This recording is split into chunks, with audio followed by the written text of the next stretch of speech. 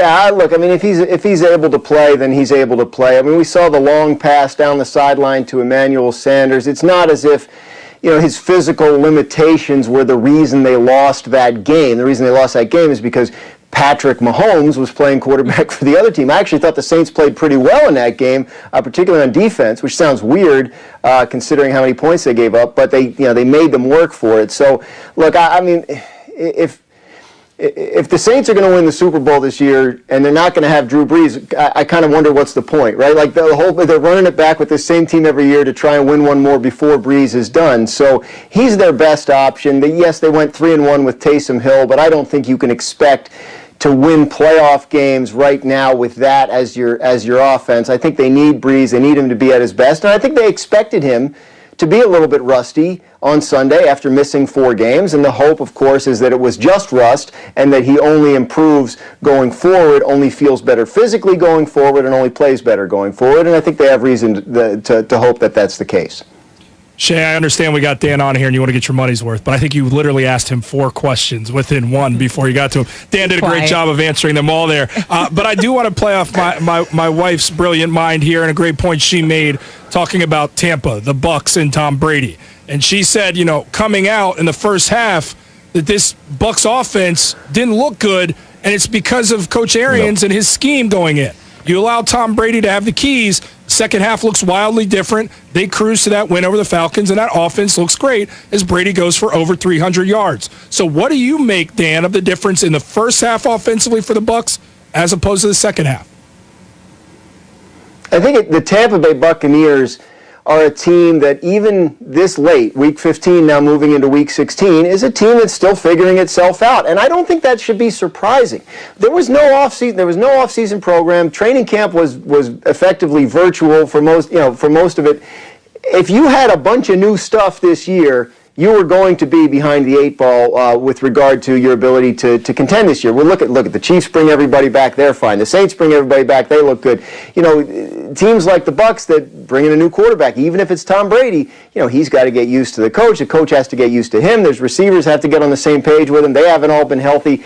I think the Bucs are the team that we probably should have expected them to be all along. They're good. They're a playoff team. I don't think they've shown enough consistency for you to have faith that they can make a Super Bowl run this year. Maybe next year, if they bring everybody back, they look better. But I think they're a good team that still isn't necessarily sure what its identity is. And I know last week Bruce Arians said, our identity is we can do anything we want to do. I thought that was an interesting choice that they made to not score in the first half and then come back in the second half. But you're not going to be playing the Falcons and their permissive second half defense come playoff time.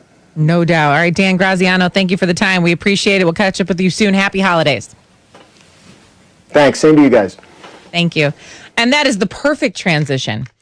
I don't trust Tom Brady in the playoffs for this exact reason. But is it BA or BS? That's after Jordan tells you about Dr. Pepper. I'm interested to hear that reasoning, Shay. College football season rolling along, and so is the latest season of your favorite Dr. Pepper-obsessed college football town. That's right, talking about Fansville. So brace yourself for all the on-the-field football drama and off-the-field Dr. Pepper flavor your eyes and taste buds can handle. Because even though you can't be at the stadium, you can still dress, cheer, and drink Dr. Pepper like a true fan. Head to a store near. Really wasn't a good night at all for the Pittsburgh Steelers. Big Ben, 170 passing yards, a touchdown and interception. He was sacked once. He had issue throwing the ball over 10 yards. And after the game, Big Ben was asked, do you feel all right? I don't think anybody that plays this game at any level, at any position, I should say, whether it's week 1 or week 16, feels 100%. So, no, I would say that I don't feel 100%. But I would say that I'm not consistent enough, which affects the offense because the ball's in my hand every play. Yeah, that's true. Not consistent enough. That's a good way to put it. Let's go to the Shell Pennzoil Performance Line, and we are joined by Dan Graziano. He's our ESPN NFL insider. You can follow him on Twitter at Dan Graziano ESPN and get more from Dan on Get Up at 8 a.m. Eastern. Dan, good morning to you. So last night's game, I'm just going to keep it 100% real and ask you this question. What happened to Big Ben last night and that Steelers performance? There are significant problems. Look, they've looked bad for a while. Remember that Wednesday afternoon game where they beat Baltimore? Baltimore had to start RG3 and replace him with Trace McSorley. After that game, Tomlin was upset with the way his team looked, and he was right. They've lost 3 in a row since. So there are trouble spots and warning signs that have been sort of blaring at us for a while. I do every week on Sunday night, Monday morning, I do an overreactions column for ESPN.com where we pick an or a statement, say whether it's an overreaction or not. Last week after they lost to Buffalo, I was talking with my editor. I said, I want to do one that says the Steelers won't win another game. Because they look like, and then we looked and we said, oh, they're playing the Bengals next week, so we can't do that one. Well, they lost to the Bengals. So now I'm wondering if maybe we've seen the last Steelers win of the year. Certainly you look ahead, a very good Colts team coming in to play them next week. And then, assuming the Browns beat the Jets, if the Steelers lose to the Colts, they got to play the Browns in Week 17 for the division title. And so they're in the playoffs, but they haven't clinched the division yet, may not, and they have a chance to be going into the playoffs on a losing streak. And you heard Ryan Clark there, serious concerns from a former Steeler about this team's chances. So, Dan, as I look back at what went wrong for the Steelers last night, I start and I end with really Ben Roethlisberger. And you can talk about the offensive line. You can talk about the lack of a run game. The defense starting to look a little suspect, most especially with Bud Dupree no longer being on the roster after getting hurt in that Ravens game back on December 2nd. But with Big Ben, there are problems. And knowing that, how would you move forward going into next year? Do you keep Big Ben as your quarterback, or do you move on there? Well, people need to understand, keep Big Ben as your quarterback is not a simple open and shut question, because if he's on the team next year and if they don't extend his contract further, he's signed through 2021, his salary cap cost next year is $41.25 million. In a year where the cap is almost certain to drop significantly from where it is this year because of COVID-related revenue losses, they're going to be carrying a $41+ million cap charge for a quarterback who's not playing well right now.